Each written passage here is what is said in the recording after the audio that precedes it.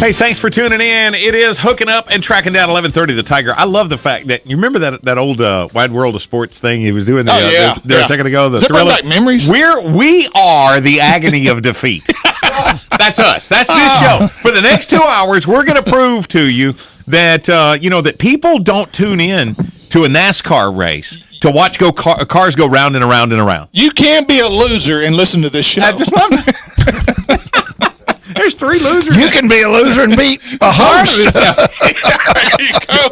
Hey, this first segment brought to you by Cypress Knee Outdoors, Natchitoches Power Sports, Rig Wrap, our newest sponsor, Lake Fork Marina in there as well, and the Red River Waterway Commission, and big stuff on tap for the day. It's a good show today. Oh, of course it is. Good show. Johnny McNeely is coming up here in a few minutes, and I didn't realize that they did this. He's with the 2015 Texas State NKC Squirrel and Coon Hunt. They're going to do that this weekend in Queen City, Texas. Now, I mean, are they literally hunting squirrels and coons, or is this all caged squirrel? Is it a show? Is it kind of like the fox pen and all that, where they chase the fox? And I don't know if they rate the dogs. I don't know nothing about it. I'm ignorant. That's why I thought this was a great topic. Did you just say you were ignorant? I said I'm ignorant. That's why. So that means I don't know. He's finally owned up. Everybody that disagrees, call. Yeah, they say admitting it is the first step. But anyway, you have a problem. When Johnny contacted me, I was like, "Oh, this is awesome. We've never talked about nothing like this before." Yeah. Well, that's strange. I told you, I went squirrel hunting Saturday for the first time in 70 years. Yeah. Really? With Michael and his dog. My son is big into it. It's got a Kimmer cur, mountain cur, cutie cur, whatever, some type of dog. Yeah. And we actually went and ran his dog for a few hours. Did you kill any squirrels? We killed 3. I thought I couldn't happen. I missed one 3 times with a shotgun. And we were at his deer lease. Now, it wasn't flying. I'm going to have to tell this story because there's people out there waiting for me to tell this on myself. We're walking back to the four-wheeler, and we come by Greg Whittington's deer stand, whose feeder is still up and operating. Yeah. And as we walk by the tripod feeder, the corn is piled up on the spinner. Yeah. So I just stick my finger in there to spin it to clean it off. Right. Yeah. Not seeing or realizing that these 2 or 3 wire frame around it is an electric coon, and I stuck my finger in it. I wet my pants. Do we have video? Well, his game camera was right there, and Michael runs over to... We need the picture. Yeah, please. I didn't know that they had an electric coon shocker on feeders. One picture's going to be Mike sticking his finger, and the next one he's flat on the ground. Yeah. I hate being shocked worse than anything in the world. I won't even... I'm same way. I wear rubber gloves to change a light bulb. Yeah. I can't stand it. And stick my tongue to a battery ain't happen. Peeing on a spark plug, I'll kill you. But you can testify that coon shocker works. Okay. And they said, had the battery been charged, it would have tased me. Also on today's show, the 2014 Classic champ Randy Howell. Can he defend his title? He's going to be hanging out with us. And I want you to be thinking about this one. Hey, and got a great story that we've loaded for the show. Cool. Yeah, you'll like it. Okay. You'll like it. Our hot topic of the day today, what's the biggest obstacle that our younger generation will have to overcome in regards to the outdoors in the years to come? Things like PETA, gun control, property or water access, computer games. Our generation, they got to overcome us and the precedents that we set. Yeah. Be thinking about those things because, the only way that this sport or these sports that we love so much, the outdoors, the only way that they're going to make it on down the line is if we put it out there in better shape than it was when we found it and hand it to them. Right. My daddy always told me, when you go fishing on another man's pond, he says, no man ever complained because you left his pond in better shape than it was when you got there. You might not have thrown that candy wrapper down. You might not, that fence wire might have already been broken. Right. You pick that candy wrapper up, you fix that fence, and that man's going to always let you back. Nobody ever told a man that had just borrowed his truck, maybe drove it 5 miles, and went and filled it up. Nobody ever told that guy, you can't ever borrow my truck again. Right. Yeah, that's true. You know what I'm saying? You can borrow my truck right now. Matter of fact, I've got a quarter of a tank. I need to be filled before I go back home. The point that I'm making is there's a really good point in having to overcome us. What are we passing down? Another thing that I saw yesterday on a game warden show that I watched on one of the outdoor channels is they were rescuing a loon, not a Looney Tune, a loon. There's enough of them out there. But anyway, they were rescuing a bird, this loon, that had fishing line wrapped completely around its beak, and it couldn't feed anymore. And it was just evident, as what we're going to talk about today, is you got to take care of the environment you're using. If you're hunting, pick up your shells when you fire them in the woods. Don't leave your holes on the ground. If you're fishing, don't throw your fishing line if you have to break off, and don't throw your fishing line back in the water, because that can affect so much wildlife you don't even think about. And that gives us a bad reputation. It gives PETA more ammo against us. So you've seen these 6-pack, the little plastic things that going around a 6-pack of Cokes or something. Yeah, You've seen videos of those wrapped on a bird's head and stuff like that. So, I mean, really good point there. Kind of cool with this Texas State squirrel and coon hunt coming up. Do we still have the May squirrel season here in Louisiana? Yes, 2 weeks. Okay. Yeah. So for 2 weeks we can go. You just gave me an idea. What? I'm going to get those plastic 6-pack holders and tie them to a tree and then put corn in them.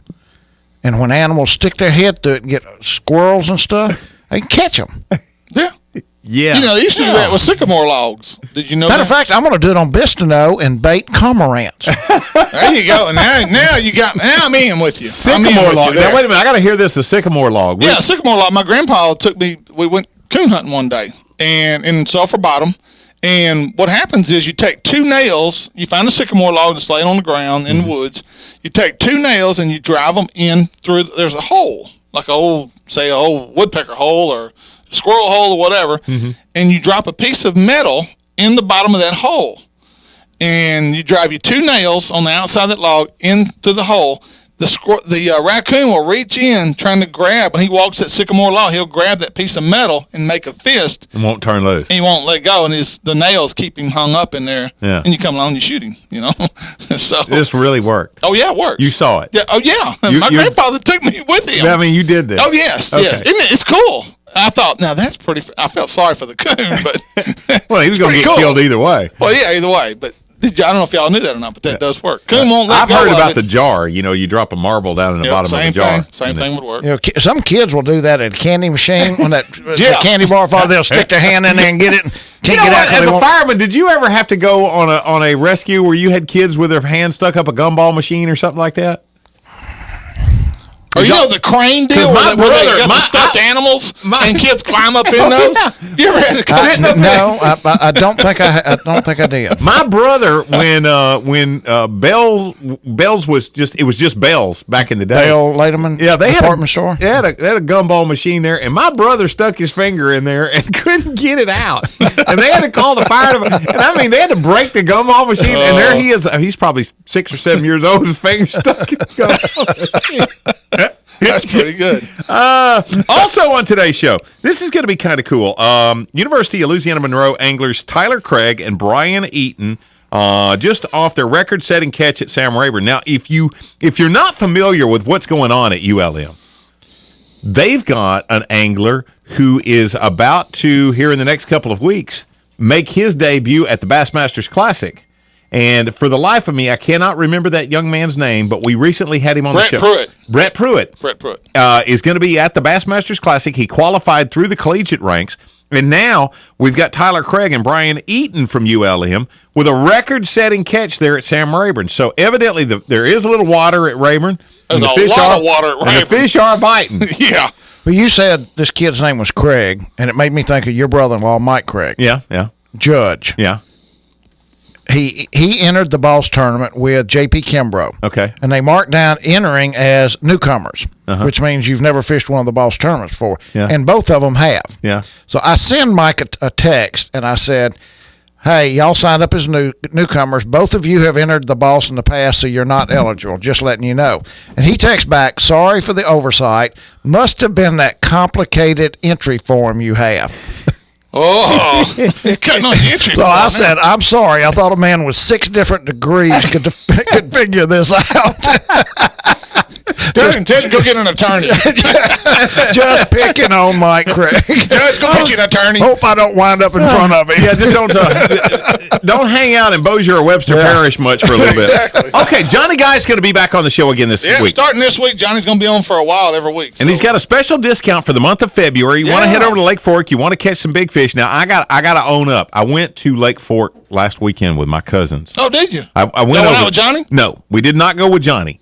My cousins told me, there was 2 of them, they told me, we are on the white perch. Oh, heck. Don't need Johnny, don't need anybody else. We are stroking them. Yeah.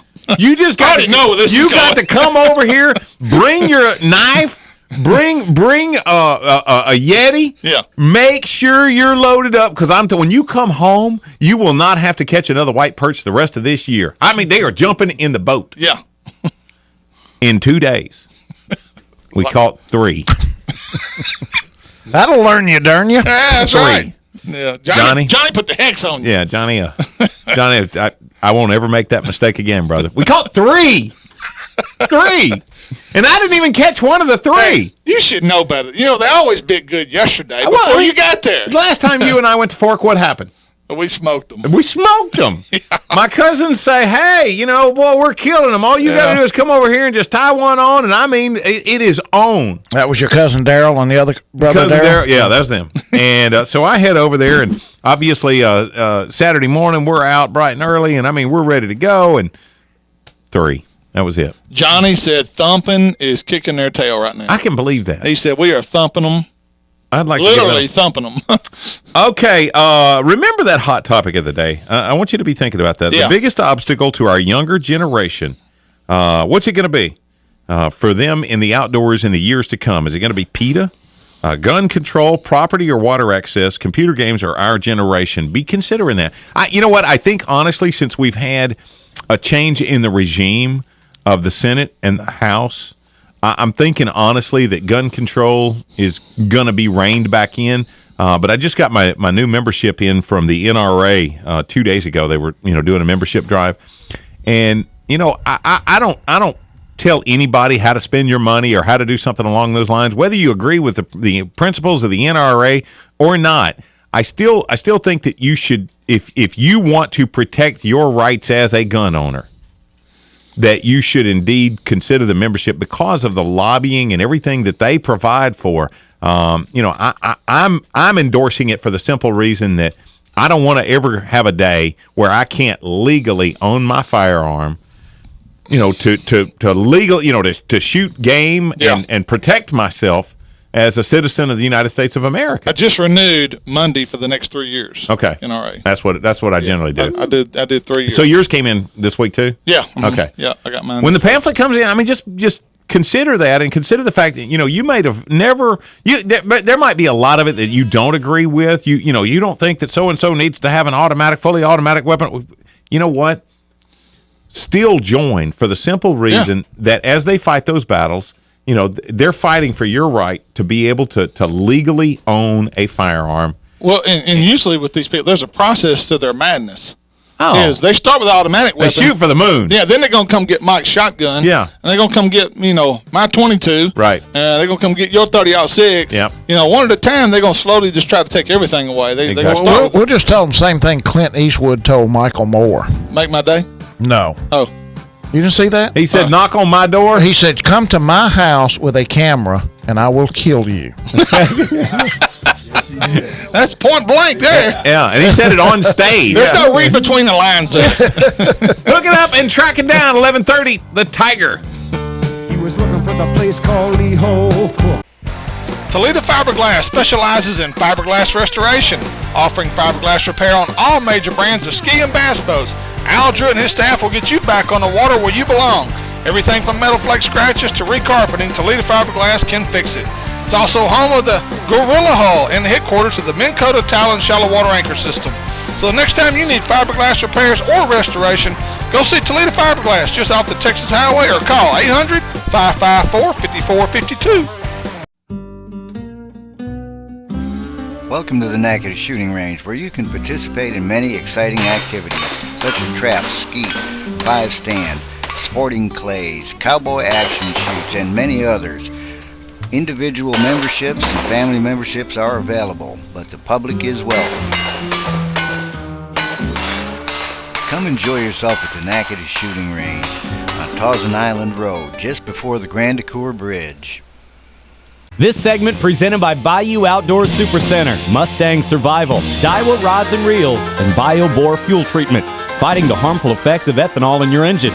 Now here's the three guys only a mama could love: Steve Graff, Gary McCoy, and Mike Eckel. Sit tight here in just a sec. Johnny McNeely on the Texas State NKC Squirrel and Coon Hunt at Queen City, Texas this weekend. First, a word about our buddy Johnny Geis. Fishing season is here now, and it's time to give Lake Fork guide Johnny Geis a call and schedule your next fishing trip to one of the best fisheries in the country. That's Lake Fork in East Texas. Johnny has years of experience on Lake Fork and will make sure that you have a great fishing trip, whether you're catching white perch, sand bass, catfish, or largemouth. Oh, by the way, Johnny is a hooking up and tracking down guide of the year on Lake Fork for 2014. Yeah, baby. He's the man when it comes to catching fish on Lake Fork. Give him a call at, write this down, 972-800-3882, or do it the simple way. Go to lakeforkbigfish.com. lakeforkbigfish.com. There you Thank go. you, bro. Okay, on the phone, Johnny McNeely from the Texas State NKC Squirrel and Coon Hunt, Queen City, Texas. They're going to be doing that this Friday and Saturday. Actually, the Coon Hunt, now that's Friday, right, Johnny? Yeah, Friday night, draw out at 7 o'clock. Okay, and then Saturday, 12 hours later at 7 a.m., you're going to start the squirrel hunt, correct? Yes, sir. Yes, sir. Are we killing them? Oh, no. Okay. No, we Well, what's the point? Yeah, I don't understand. How am I going to have squirrel and biscuits if we don't shoot none? Well, if you're going to have squirrel and biscuits, you have to shoot them before the hunt and have them all ready to eat when you get there. There you go. But no, on these it's kind of like a field trial where you go out and you score the trees. The dog has to hold the tree for at least 3 minutes, unless all dogs are treed. And then you go in, if you see the squirrel, well, the first dog tree gets 125 points, second one gets 75 points, and the third one will get 50. And the dog with the most points at the end of the day wins the hunt. Now, do a bunch of these dogs go out at one time? Is that what this is? Or is this done on an individual basis? There's three dogs in a cast. Every now and then it'll be where you have to have a 2-dog cast. In that situation, you have to have a non-hunting judge to go along. But a lot of times on the 3-dog cast, it'll be one of the handlers will be the judge, and all the rules are on the card. And they encourage everybody to read the card, have everything straight when you get back to the clubhouse, so there's no conflicts or anything. Okay. Do y'all have polygraph? Not like we do in the bass tournament? No, we don't. Now, this is all being put on by the Cass County Coon Hunters Club, and it stipulates cur and feist only. So if you've got maybe a red bone or a blue tick coon dog, he can't hunt. Right. They've got to be. They can be NKC registered, and it can be tree and curs, mountain curs, feist. I've even hunted with the spits before. Yeah, no Yorkie poos. Yeah, well, if he's NKC registered. Now, you know what? That little mountain feist, would you say that probably is probably one of the best breeds of squirrel dog there is? It's one of them. I'm personally partial to the original mountain curs since I've had them for the last 20 years. Yeah. Now, tell me, these days, how does a man find a good squirrel dog? Well, it's pretty easy. You just You go on the internet, Gary. Well, Yeah. I hadn't even thought about that. You Google it. and but you have to kind of search for a while and know who you're dealing with, and get best to get with somebody that's been messing with them for a while that you can trust, and they can tell you who's dependable and who's not. Now, Johnny, if somebody wanted to just come watch this, is that permitted? Oh, yes. Yeah, we have spectators can go along on the cast. They just need to walk, behind the cast, and they can watch, and sometimes they can help look for the squirrel and all that stuff, depending on what the cast members decide. Now, in this competition, Johnny, do y'all put the squirrels out, or are y'all hunting woods where they actually have to tree a wild squirrel, or is it something you lead to the tree and? Oh no, they've got you have guides, and they have areas that they can take a cast, and they go out and you set you get your start time down, just a 2-hour hunt, and you unleash the dogs together, and then you wait, and then the handler's got to recognize his dog and know when he's treed for sure, because if he leaves the tree, he gets a minus 125 instead of that plus. Oh, wow. Oh. And they can't get, once they're treed, they can't leave the tree more than 30 steps, or they get a minus. So what's a good score for a dog, a winning dog? I mean, what's a good score? What do you expect? Good score is 500-600 points, but I have seen them have up to 1,200. Wow. Now, I had a rat terrier that would squirrel hunt. I mean, this was an awesome little old dog, little black and tan rat terrier, and he would watch the tree that he had struck on, and sometimes an old cat squirrel would start running, and he would watch and he would follow that. Has he got to stay on the tree that he treed on, or what if he's actually watching the squirrel moving from tree to tree and stays with that? Well, if he's actually following the squirrel and the majority of the cast see him following the squirrel, he is not managed for that. Okay. I'm gonna throw some squirrel hunting lingo out there. Yeah. That's called timbering out. Timbering out. Yeah. Timbering out. Do I know some stuff? Hey, look at you. That's why you on the show, Mike. Timbering out when he runs from one tree to the other. That's when I missed him. He just doesn't know what size of a bat to hit that football with. So now the coon hunters, those guys, they're going to set out, you'll start drawing out at 7 o'clock in the evening, hunting, probably by 8? Yes, probably. And that's a 2-hour hunt also. But on the coon hunt, you have to hold the tree for 5 minutes. And you're not allowed as much leeway on how far the dog can get off the tree with the coon either. Okay. Now, correct me if I'm wrong here, Johnny, but this is kind of like, you guys kind of go all over the place and do this in several different locations all around Texas, right? This isn't is this just a one-time event, or is this like a circuit? This is the Texas State NKC hunt. Now, they'll have another just regular NKC hunt down in Lufkin on March 14th, I think. Uh-huh. And that's the only 2 NKC hunts in Texas. Okay. Now, the Louisiana State NKC hunt is in Hinton, Louisiana. Kevin Perkins is putting it on February the 21st. Okay, so actually, we got one in Heflin here in a couple of weeks. Yours is this weekend in Queen City, and then you probably some of the same dogs will show up a couple of weeks later there at Heflin. Yeah, and we got one in Bernice, Louisiana on the 27th and 28th. I got a question for you, Johnny. What if your squirrel dogs tree? All 3 dogs go to the tree. Of course, one of them is going to get the most points for being first, but the cast or whatever comes up there, and nobody can actually find the squirrel. Do they still receive the points if all 3 dogs went to that tree and stayed, but you never see the squirrel? Do they get the points? If there's a nest or a hole or somewhere the squirrel could be hiding that you can't see him, then you would circle the tree. Just put circle points. There won't be plus points. There won't be minus points. And that's used as a tiebreaker, And if it's obviously a slick tree with no holes or nowhere he could be hiding, well, they get a minus for it. Okay. So if he strikes on a tree and there's nothing there, that could be real detrimental to his hunt. Right. Okay. All right. Now listen. Where exactly are you guys doing this? I see Loop 236 at Hickory Street. For somebody that might be just coming up from the Shreveport area, give me some directions to getting in there. Well, all you do is just take 59, and when you get to Loop 236, take a right. And there's a big sign there that says Cass County Coon Hunters. Okay. It's can't miss it. All right, website. Have you got a place that I could look at some of this online if I was interested in coming over for the weekend? We don't have a website.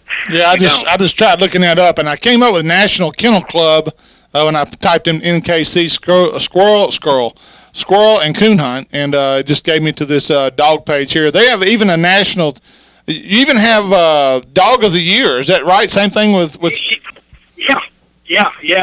They the dog that scores the most points throughout the year gets a prize. You have to go to quite a few hunts. I had a dog, my tater bug dog in 2011. He actually came in sixth in that, and I didn't even know they had such a thing. Well, and I only participated in hunts for 3 months of the year. So, well, if a dog wins and he gets a prize, say he gets a gift card from Bass Pro Shop, how does he spend it? Well, I think his handler would use it to buy dogs. Okay. Okay. Hey, now, Johnny, if somebody wants to talk more about this, would you rather them call you or call Ken Watley?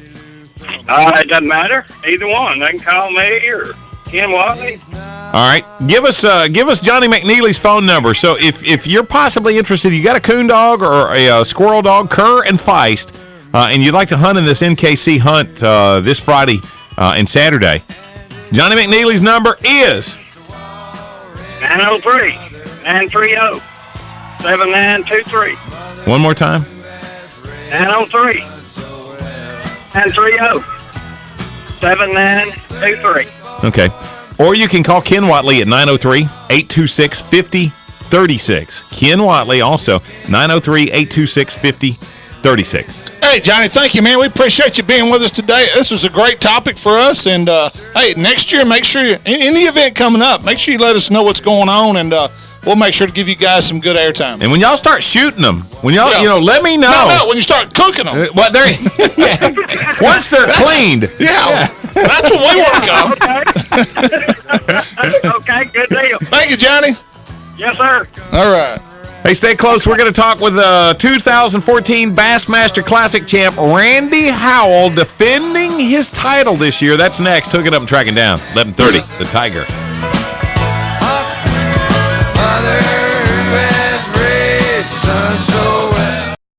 When I go shopping, I want camo, fishing tackle, guns, hunting gear, work clothes. And when I go shopping, I want home decor, gifts, children's and baby clothes. Fortunately, we can both get exactly what we need at the same place, Nichols. All the name brands you can find in the big city without driving to the big city and paying big city prices. Nichols, keeping folks happy since 1914.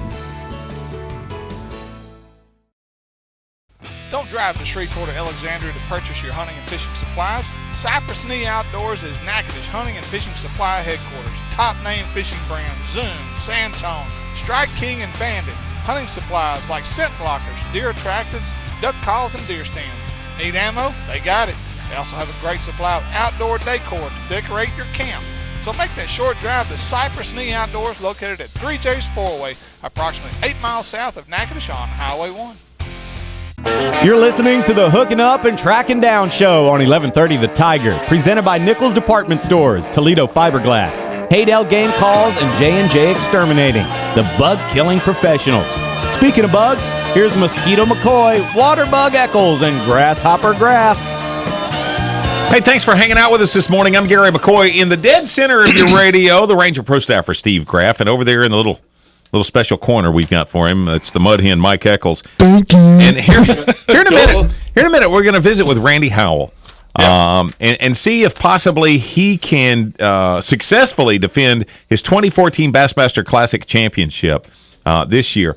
But you found the coolest story. Yeah, I did. And this is part of our flashback series that we're doing over the next few weeks, guys, on the Bassmaster series, Bassmaster Classic Flashbacks. This is a flashback to Randy's interview last year, and just a great story. I'll let Randy tell it here. Church of the Highlands, which is one of the greatest churches in America. Pastor Chris Hodges is one of the best leaders in the country, and they don't even know who I am or anything else, but we go there and we love their church, and they got a great children's ministry there. My son Laker's 12, and he's a sidekick. He works and helps volunteer in there to help with the little kids. And it was 7 in the fall. He turned 8 in November, and we got in the car after church one day in the fall, and I asked him, I always ask him, what'd you do today? What'd you learn today? And he said, we learned about prayer and prayer request, and they give us these little papers to write prayer requests on. And so Robin said, well, what'd you pray for? And I was thinking, what's a 7-year-old got to pray about? He's got a good life. He travels around, stays in the camper, and fishes on the bank, homeschool. What's he going to pray about? Yeah, and he written out in his poor little handwriting. He writes just like me, and said to my dad to win the Classic, it made me about cry in the car that day when he did it. And we took it home with us. And Robin, I didn't think that much about it. And I got up one morning and walked in the bathroom to brush my teeth, and she had stuck it on the mirror right there in my mirror. And it was like, whew. So every day I've looked at that thing, and I've thought about it every day, and it's the coolest thing. And Robin's so awesome. We get in the truck today to ride back, and she said, I don't know if you're going to win or not, but I had the feeling we needed to get that off the mirror. She said one of our neighbors was at the watching me on the bridge today, and they live in our neighborhood, and she told her where the key was and asked her if she could go get that at our house today and bring it back before the weigh-in. So they went and got it, come to the weigh-in. Robin had it in hand in case I won, so I could tell that story. So that's pretty amazing. It's awesome. Is that cool? Wow. So Randy, I guess you're just like the rest of us, huh? Big believer in the power of prayer, huh? Hey guys, yes sir, man. There's no doubt about it. God is awesome, and He cares about all our needs. That's right. That's why He tells us just to ask, and it'll be given to us if it's His will. So I'm thankful it was His will last year. I think all too often, we sometimes even in failure, we got to remember to thank God for the failure, because He had a plan. There was a reason why we weren't supposed to win, or whatever the case might have been, and. It's just so awesome to see a good man like yourself that remembered, that gift wasn't something that you generated. That's right. There's no doubt. I've done this 21 years or more, and that was my 12th time being in the Bassmaster Classic. And I prayed every year to win the Bassmaster Classic, like every Christian that's in it does. And but I always also pray when I know God's will has to line up with His timing, and that was what it was all about, the timing. And man, last year it all came together, and this whole year has been an amazing, journey of meeting people all over the country and sharing those stories. And it's been a whole year the way God orchestrated that come from behind victory. It was totally all about Him getting the glory and the praise for it, and Him being lifted up in every story, everywhere I go. It's never been about me catching a lot of fish or anything else. It's totally been about Him, and that's why He did it the way He did, and I'm thankful. What's been the toughest part to be the reigning Bassmaster Classic champion? Because, there's certain responsibilities that come with that. Yeah, it is. It's a lot of more responsibilities. I already had a lot already. Basically, I've got 20, 21 bosses. I've got 20 or 21 sponsors that all, have expectations and commitments for me. And so it's just balancing all that and doing everything and being a good steward with everything I've been given to promote and, help everybody that helps me. And that's been the hardest part, just making sure I can do everything that everybody requires of me, because I always, I've had other opportunities to get sponsored by more people than I am already, but I just, to be able to do everybody justice and do everybody, give them what they are paying me to do. I don't want to overcommit and underdeliver. I always want to do the opposite. So it's worked out good. My wife, Robin, y'all know her. Everybody knows Robin. She organizes and squeezes and does everything she can to the schedule to make it work for me, and it's just worked out great. I mean, the year's flown by, but we're ready in a couple of weeks here to do it again and win again and continue the whole journey and the tour of speaking about it. And I really hope I get the opportunity to do it again. Well, Randy, let me ask you something. Did your sponsor commitment for this year, probably grew with winning the Classic, and you said you never would take on more sponsors than you could fulfill their obligation.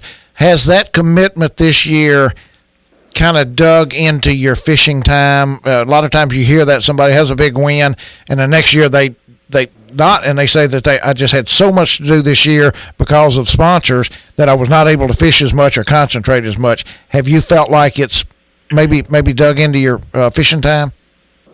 Yeah, it's definitely taken away from a lot of the time that I did spend on the water, pre-fishing and scouting at places that I usually go to early, and check out places, before the cutoff, and and a little more. The good thing about me, I've always been one that kind of hangs up the fishing a little bit after the season's over. And we come home. My boys love to play basketball, and I help coach 2 different basketball teams at home, and we squeeze that in between working events and speaking at churches and stuff. So I don't fish a whole lot when I get back home anyway, so it wasn't hurting me too bad there. The only place it really affected was mostly through the season, kind of those weeks between tournaments that a lot of times we'll go fish the next event 2 or 3 months early, go check out places. We just didn't get to do that as much. But one thing I know after I won, we kind of were prepared to know schedule-wise. Robin, knows that she wasn't going to allow me to allow my fishing to suffer because of it, because I didn't want to look back and say, I won the Classic, but then I had a bad year and make all the excuses that it's because I worked and couldn't fish and all that. And so we protected those fishing days, during actual competition weeks, and we kind of did it. I think we did it all right, and I still had a good season, and I made the Classic on the points. So I double qualified, allowed somebody else to get in. That was my goal, to still make it on the points, and I did do that, so it all worked out. Well, Randy, let's jump to Lake Hartwell. Here we are. The last time it was there was 2008. I think Alton Jones won that event. Does the lake, is it setting up pretty much similar as it did in 2008, or is this going to be a totally different body of water for you guys in 2015? I'll tell you, back in 2008, I missed that Classic. That's one of the last ones I missed, and I had to go work the show. So I watched from the sideline, which was a very sad thing to ever do. I can only imagine. I think I still got a piece of the carpet from the Triton's Mercury booth. I cut a little corner off, stuck it in my pocket, and every time I started to have a bad day, I'd look at that carpet. I'd say, hey, you don't want to be in that show next year. That's a little incentive. I like that. Yeah, that's cool. But I didn't get to fish there in 2008, so I haven't had any tournament experience there, any real knowledge of the lake until this year when I started, just doing background research on it. And I went there in December 26th through the 31st, and I spent 5 or 6 days just riding around. I didn't fish very much at all because I didn't want to really try to find fish right then, because it never works when you get back, 2.5 months later. Right. So I basically just rode around and looked at it. It's a huge lake. That's the one thing I didn't know about it, how big the lake is. And as I got there, I couldn't believe how big it was, and it's very fishable. The whole lake is very fishable, and catching about anywhere you go, it seems like. So I think it's going to probably be a lot better than it was in 2008. From what I saw in 2008, it was a tough bite. It started out good, but then it got worse, and I think this time it won't do that. I think this time the lake's going to stay good the whole time, and anybody could win one end of the lake to the other, so I think it'll be good. I don't know how far the cold has stretched. I know that the Northeast, even down here in Louisiana, we're seeing as wet a winter as we've seen in a long time. And, the Northeast has been under huge blizzards. It seems like wave after wave of really cold Arctic air blowing down, a lot of precipitation and things like that. I don't know if it's extended all the way to Hartwell, but you have to make the assumption that they're probably a lot wetter than what they've been. They got a lake full of water right now. Will that change things for you? And I mean, obviously you're going to, approach it with a hopefully a clean slate when you get there, but it's got to make things a little bit tougher. Yeah, I watched, good thing with our iPhones and all the technology now, you can watch and keep up with a lot of stuff quick, and I've got that on my weather app every day. I look at Hartwell every morning, and surprisingly, where it's located there, that region is so close. It's close to the foothills over there, the Carolina foothills, but it's also not too far off the coast from the other direction. So they get a lot of that cold air comes and pushes that warm pocket over top of that Hartwell area and kind of traps it, and it doesn't stay as cold there as I would think. It's actually real similar to what our Birmingham, Alabama weather is every day. And in fact, it's a couple degrees warmer on average every day there. And so the water temperatures I've been checking online on the, all the websites that tell all the information over the marinas and stuff, the water temperature seems to be hanging in the 48, 47 to 49 degree range, and it's still showing 6 foot low. I guess they hadn't had enough rain yet to really make it come up high. So I think it's going to be a real healthy condition though, and the temperature looks like next week we're having a big warming trend. It's supposed to be in the 60s there next week, and that'll warm up the water. Yeah. Is this an offshore type event, or is it going to be a shallow event? I think it's going to be a mixture. I think it's going to be one of the deals. It's a real wide open lake. There's fish that live deep there, I think, all the time in the winter, and there's also always shallow fish that live there too. So I'm probably going to fish. Those 3 practice days will be real critical to figure out, what's dominating, the shallow or the deep bite, and I'll probably do some of both. I rode around with my Lowrance side scan, marked lots of brush piles all over the lake, so I've got a lot of stuff deep marked. And if I need it, and I hopes I won't need it though, because I'd prefer fishing shallow. I'd like to fish 10 foot or less, throw that howler crankbait around like I did in Guntersville, and hopefully catch some big ones. And they bit it there a little bit. I fished in December, so that's really what I'm hoping will happen. Yeah, I don't know how much stock you put into the moon phase, but if you put any stock in moon phase, then you've probably already figured out what the moon phase will be during competition days. I haven't really myself. I'm not real technical when it comes to a lot of that stuff like some guys are, and I know it matters. I know, and the moon phase will determine how feed goes on and all that. But the way I always look at it, I got enough things going against me. So if it didn't set up to be a good moon phase, I really don't want to know it. That's just one thing that I'm going to have to be out there fishing anyway, so I'm going to have to make them bite regardless of. Well, the reason why I was asking, because, we're pushing, at that time, I mean, we're pushing some of the fish starting to blow in to spawn. And, and I still believe that, 3 days prior to that spawn, February, March, April, and possibly May in certain areas around here, that's 3 days you really want to be there because the fish are blowing up into the shallows at that point. And so that was the only reason why, I even considered is, what if you're in that 3 day window prior to a full moon? Yeah, it would be, it'd definitely make a feed happen a lot better than it would. Typically, the spawn happens there in late March and a lot of April. So we're still be pretty early. No matter what happens, we'd still be a little early for the spawn, but we would be on a big warming trend, and that could help. The bike, the FLW event Casey Ashley won last year, that event, it warmed up real nice right about the Classic week, and the guys that were practicing were catching lots of big fish real shallow, and then it got back cold again for the event, and then Casey Ashley ended up winning it mostly out deep. So those fish can come up and go back really quick, but those first big wave that comes up during that first warming trend typically are the big fat fish that you need to catch to win. And in fact, I got a tournament report from a website last weekend, and man, they caught them last weekend like crazy. They were 28 pounds one, and the guy had 26 for second, 24 and a half for third. Wow. So it's strong. So it's got some potential. It's a lot of big 4 to 6 pound largemouth in that lake, and spots too. Randy, give us a real quick tip, a crankbait pre-spawn fishing tip.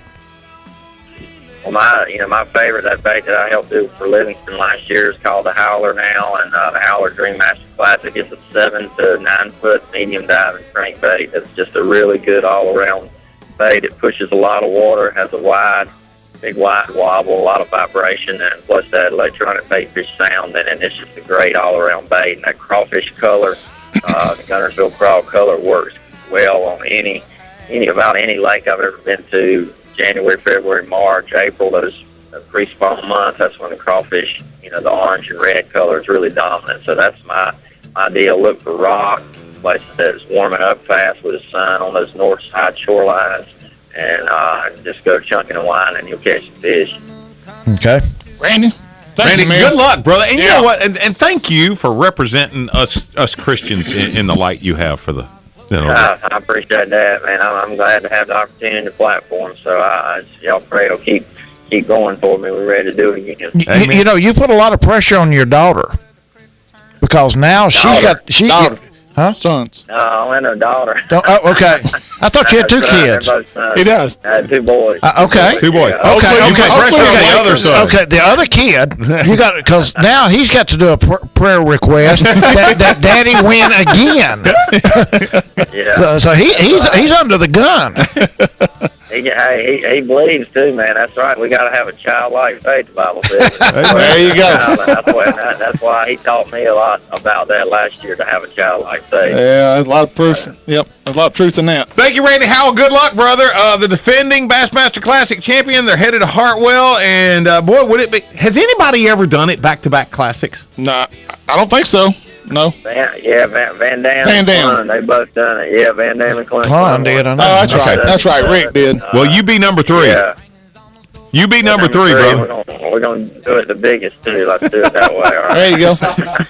Thank you, Randy. We appreciate your time. All right. Thank you, guys. Y'all take care. God bless. Thank you, Randy. And we want to talk to you again after you win. Yeah. Okay, stick close. I think the one I was the FLW Cup, nobody's ever won it back to back. Okay. I don't think the same person's ever won it twice. The Cup. Really? Yeah, that's astounding. Well, it's only been around, 10, 12 years now? No, a little longer, yeah, about 15. Okay. Yeah. Stay close. Our hot topic of the day. I told you now. You got homework a minute ago. What's the biggest obstacle our younger generation will have to overcome with regards to the outdoors in the years to come? You be thinking about that. Mike Eccles. Oh, dude. You just don't even know. Hooking up and tracking down 11:30, the Tiger.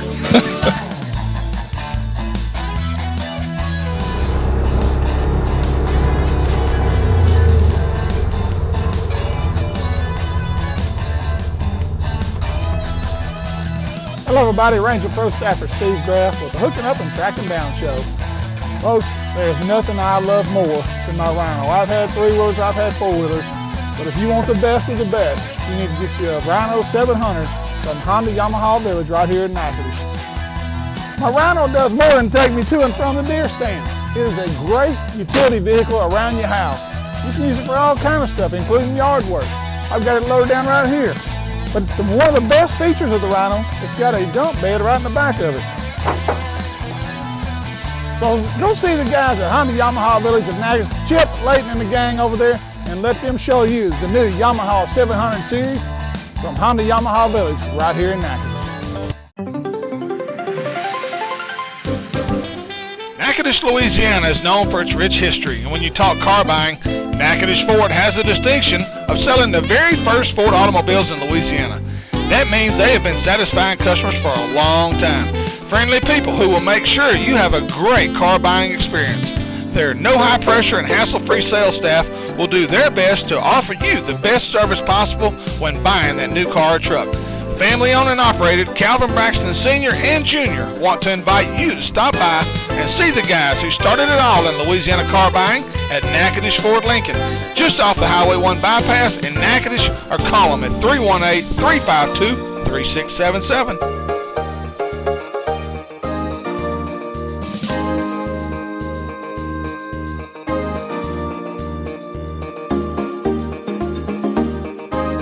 back to Hooking Up and Tracking Down on 1130 The Tiger. This segment presented by Toledo Bend Lake Country, Commercial Power Equipment, Santone Lures, and Ranger Boats. Still building legends one at a time.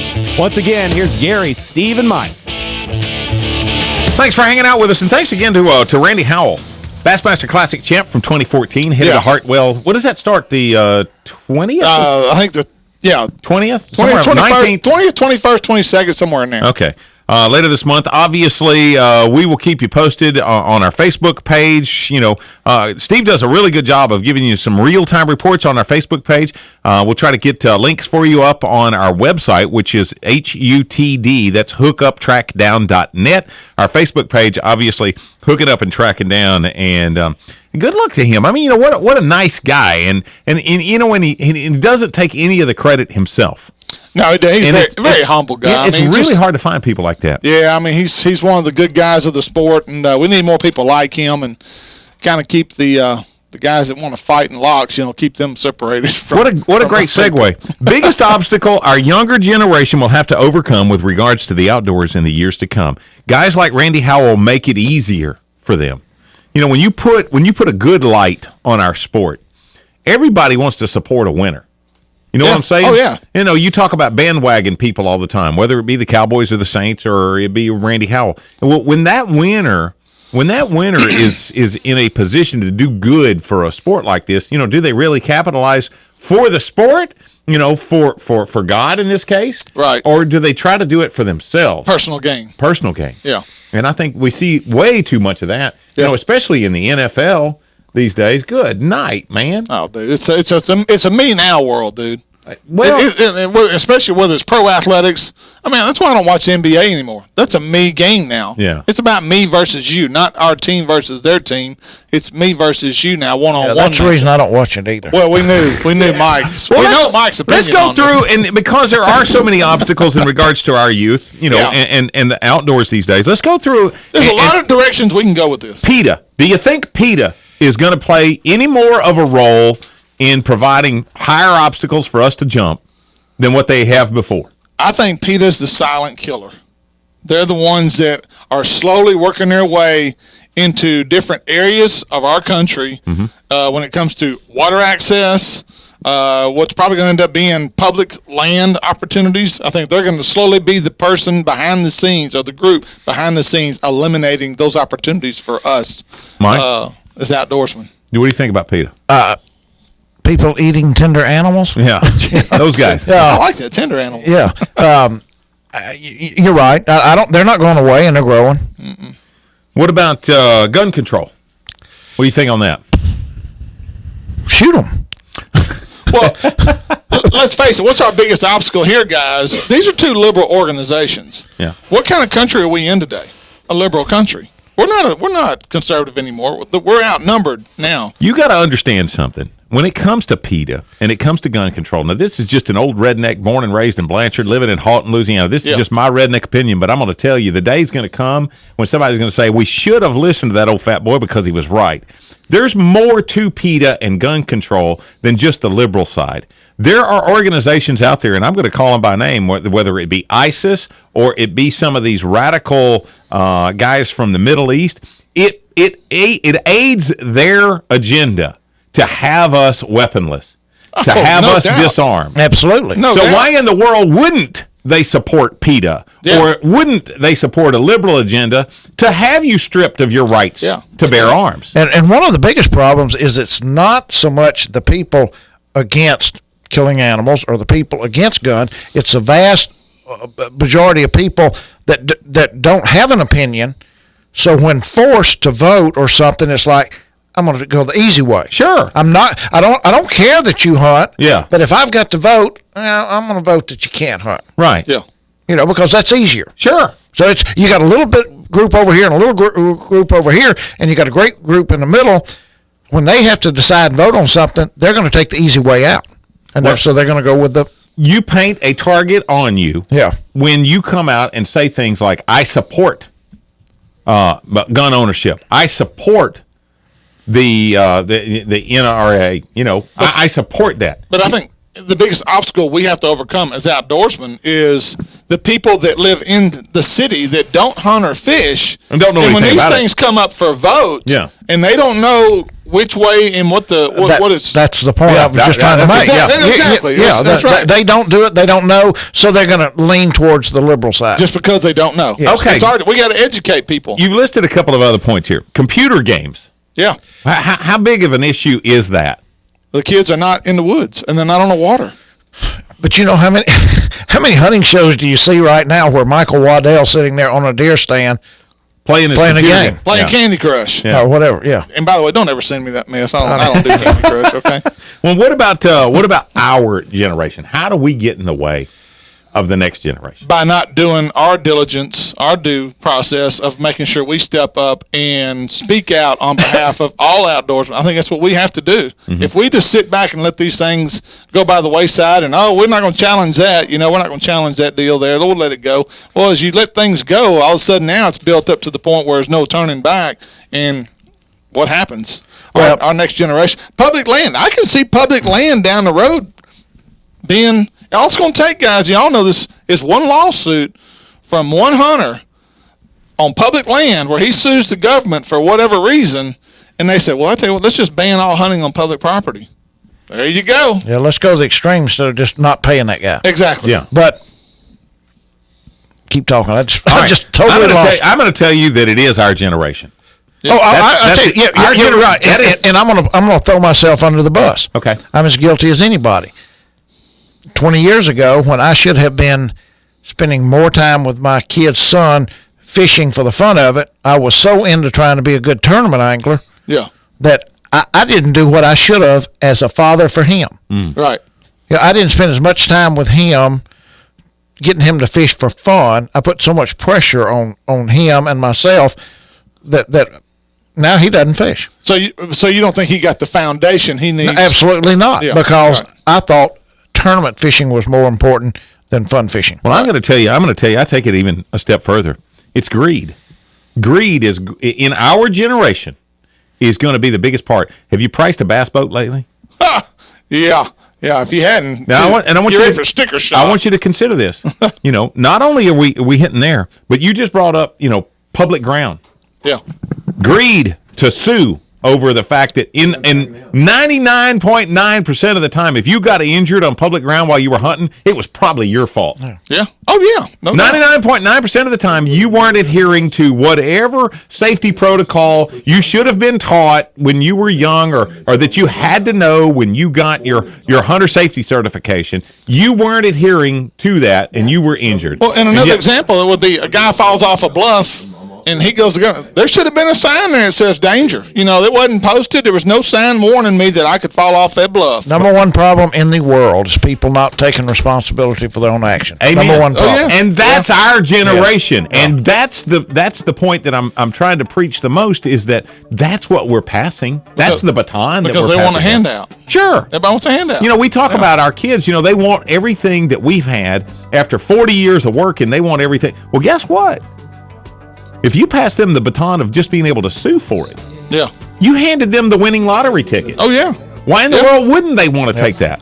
That's right. We're going to pick this up again in an hour, too. Hook it up and track it down. 11:30. Looking for a place to get away from it all? Look no further than Red River's Midway Marina in St. Maurice. Owners John and Kemp Nelson invite you to stop by for lunch or come in and rent one of several cabins for the weekend.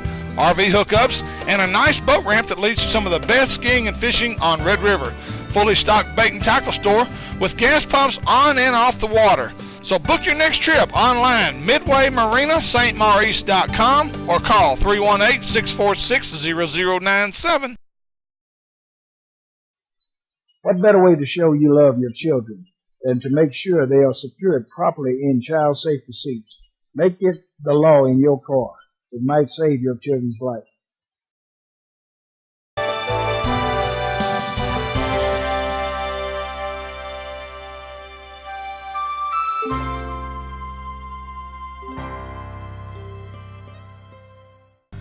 You're watching KNTS Digital 19 in Natchitoches, Louisiana.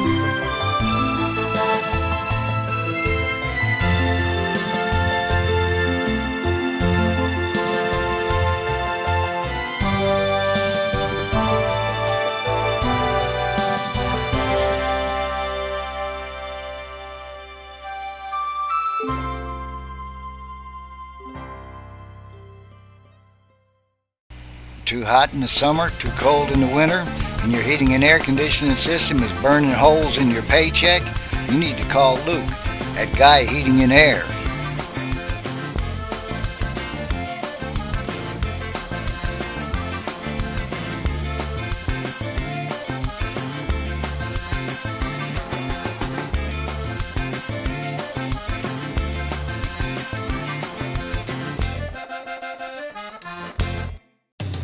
Legendary quality. At Ranger, it's an unparalleled commitment to incredible strength. With the industry's only pull-truted transom, we don't rely on the upper deck to support the transom and motor. It's a difference so strong, we sliced off this rear deck to show its independence from the transom. From total performance to your peace of mind. Cut open the whole story at rangerstrong.com. Toledo Fiberglass specializes in fiberglass restoration, offering fiberglass repair on all major brands of ski and bass boats. Al Drew and his staff will get you back on the water where you belong. Everything from metal flake scratches to recarpeting, Toledo Fiberglass can fix it. It's also home of the Gorilla Hull and the headquarters of the Minn Kota Talon Shallow Water Anchor System. So the next time you need fiberglass repairs or restoration, go see Toledo Fiberglass just off the Texas Highway or call 800-554-5452. Welcome back to Hour 2 of Hooking Up and Tracking Down on 1130 The Tiger. Presented by Spro Lures, BioBore Fuel Treatment, Nichols Department Stores, Midway Marina on Red River, and Daiwa Rods and Reels, the choice of champions. Now back to Gary McCoy, Mike Eccles, and the Dink Master himself, Steve Graff. Hey. That hit close to home, didn't it? I got to change that. Number one boat manufacturer in the country. Ranger, and you don't get to be the number one Ranger boat dealer in the nation by accident. It takes a team of great people to make this happen, from sales to service. No one does it better than Bayou Outdoors Supercenter. They also stock the best fishing tackle that money can buy. So stop by, see the guys at Bayou Outdoors Supercenter. Go in there and say hi to Ben. You'll humor him. They're right off Highway 80. Let them show you why they really are number one. Cool people, even if Ben is there. God love him. Okay, here in just a little bit, this is getting fun. Here in just a little bit, Lake Fork guy Johnny Geis, he's got a special discount for us for February. He's going to take us fishing on the show. Also, more of those obstacles that our younger generation will have to overcome, but a product of that younger generation. ULM anglers Tyler Craig and Brian Eaton. I got to ask one thing, guys. Now, you guys just recently had a record-setting catch at Lake Sam Rayburn. Did your dads take you fishing? Is that who introduced you to the sport? Absolutely. What would you say? I mean, as far as having dads who were involved in this, what would you say? Was it their passion, or was it them feeding your passion that got you to this stage? I would definitely say our dads, got us into this sport. I mean, we grew up in it. They taught us both fishing from an early age. I mean, I was 4 or 5 years old in the boat catching bass, and it definitely helped to have that kind of, bring up like that. Mm-hmm. Now, is this Tyler or Brian we were talking to? Oh, this is Brian. Okay. And, Tyler just spoke before. Yeah. Okay, all right. Okay, Tyler, you're from Frierson, so I assume you've spent a little time on Toledo Bend. I spent a lot of time on Toledo Bend. All right, what about the Red River? A little bit. Okay. Now, Brian, you're from Monroe, so I'm assuming you cut your teeth maybe, on the Washita? Yeah. Darbone? Darbone and Caney, really and truly. That's my favorite two places, yeah. There's a lot. That's a lake we tend to leave off in our list of great bodies of water because, it did go down for a long time, but, boy, it came back. And what's it like there right now? It's a lot different. I never fished it in like the 90s whenever it was really hot, whenever people were catching big fish all the time. But it definitely could come back around. The deep bite has been really good the past few months now, but it's nothing to go out there and catch a 7 or 8. You know what? And he mentioned Darbone. There was one time when, man, you went to Darbone and you had to have a 5-fish string go 28 pounds just to even show your face at the weigh-in. The state record was held briefly off of Darbone. It sure was. Really? Yes, yeah, sir. I didn't realize that. By a doctor. Yeah. Wow. Yep. So, obviously you guys have both been around big fish. You're familiar with, the type of fishing that we got. So you head over to Sam Rayburn, and, you guys whacked them. Yeah, it was an incredible day. I mean, that's one of those days you just dream of, as a fisherman. I mean, it was just everything was working our way, and you got to have that for one of those kind of days. I sent them to a check for the GPS coordinates. Okay. I got a tournament 2 weeks over there, so I got a check in the mail, guys. So. Hey, did you hit the water and the fish are starting to bite, or was there just a couple hour window that they kicked it in, or what? Well, it was just it all just fell in our lap. I mean, on Friday was the only day to practice, and we got down there, and it's been fishing tough lately. We've actually fished there once in October and once in December. That's an understatement. It's been really tough. You go in December, you think you throw a trap in the grass, and just whack them. And a few years ago, we had a few tournaments out there, and that's all we did was throw traps, catch 18, 19 pounds like it was nothing. But it's been really tough out there, so we decided to go deep, and we found a little school. I mean, we had no idea what we had. We only caught some 2-pounders there in practice, actually. But we marked them on the graph, looked like some pretty good fish, and so we went there first thing that morning Saturday, and the rest is history. I mean, it was just crazy. What were you throwing at them? Alabama rig, but the rules of FLW only says you can only throw 3 hooks on it, so we only could have 3 hooks. And I did confirm, guys, that I get to throw the Alabama rig, because I heard it was banned from the BFL, but I did confirm, and that's what he just told us, is that you can throw a 3-hook bait. Now, I'll put spinners on the other 2 wires, I guess, but hey, but I was glad to hear that, because I'm going to throw that sucker now. Oh, definitely. If you're not throwing it, you're left behind. You're getting left behind. That's exactly right. Now, you set a record, and the record was? Before, I actually looked it up, and the record before for a 5-fish limit was 28, I think 28.9, and we caught 29.5. Wow. Yeah, great. And what was second place?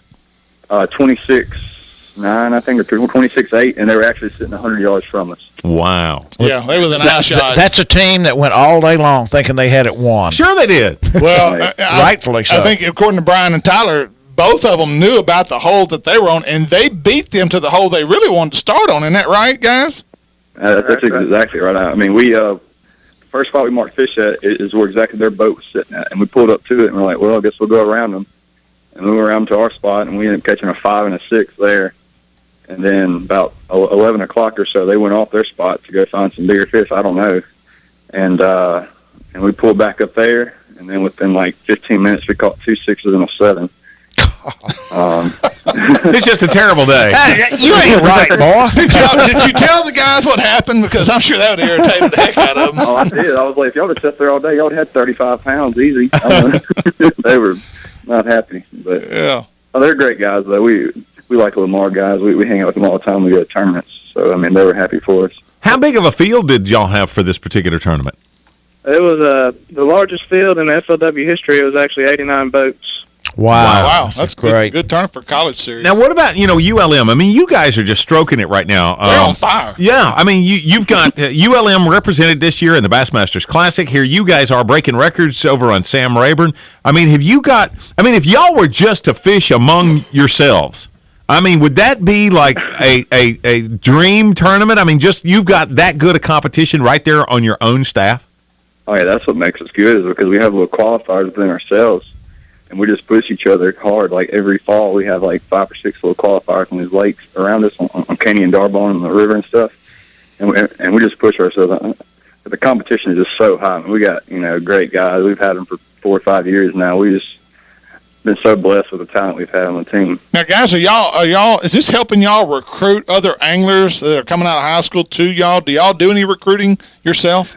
I don't necessarily do recruiting, but I've had calls from Georgia and Texas at guys that are just going to come visit the school just because of us. Yeah. Wow. Now, are you getting any financial help through ULM? Are they helping y'all out?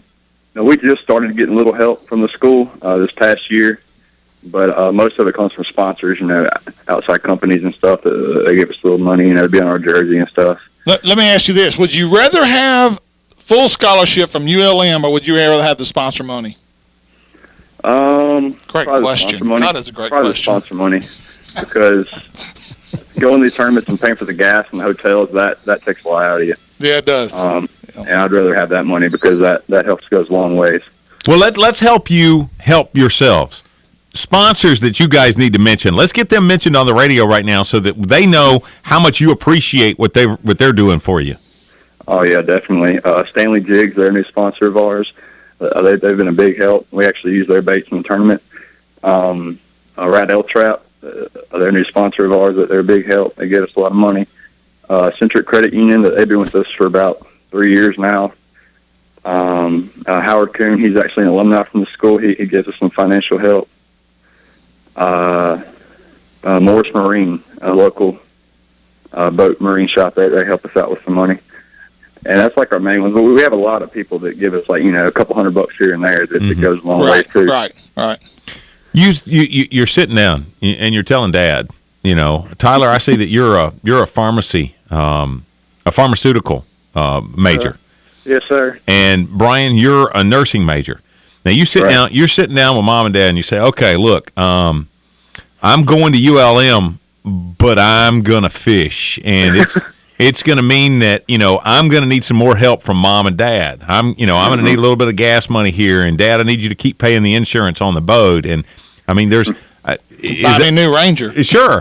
Are you met with open arms or is there any resistance? Hey boys, whoa. Pretty much met with open arms. Our parents are pretty supportive of what we do. Yeah.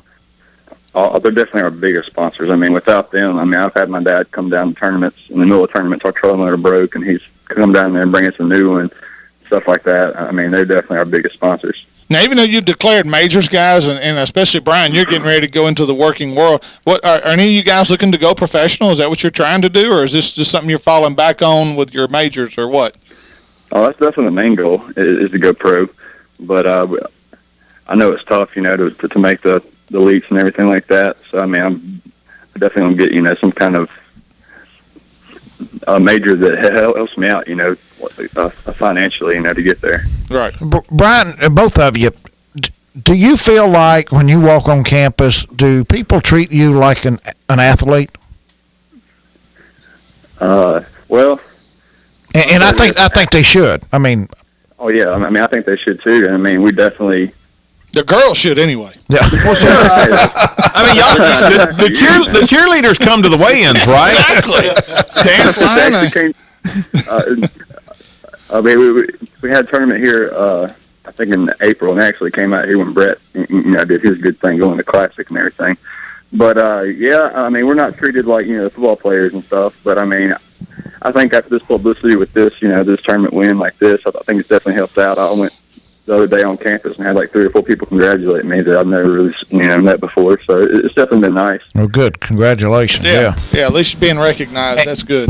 And Brian, living in Monroe, do you ever fish the Ronald McDonald Big Bass Tournament in May?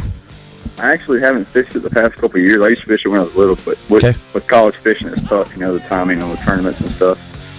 But it's definitely a great tournament. I think we'll fish it this upcoming year, but I like it now that it changed just to the river, Yeah, well, I've had the honor of being the tournament director for that for the last 4 or 5 years. So if you fish, come over and visit with me. I definitely will, for sure. One last question, guys, because both of you are not newbies. You're not rookies when it comes to the collegiate fishing scene. How much better shape is the collegiate fishing now than it was when you first entered college? It's grown leaps and bounds. I mean, when I first got into college fishing, it wasn't near as big. There's only like 4 or 5 tournaments a year that we went to. Now we got like 20 we can go to every year. Wow. And I think the biggest part of that is high school fishing. It's grown so much over the past few years. When I graduated high school, it was like just getting started. And I think now that it's getting big, that people are wanting to go into college and, to continue their career. Fantastic. Hey, guys, congratulations. Yeah, way to go. Good job, guys. Even though I'm a Northwestern demon, I still support you guys when you're fishing. Okay? Yeah, great job, though, guys. And Tyler, it was nice almost getting to talk to you. You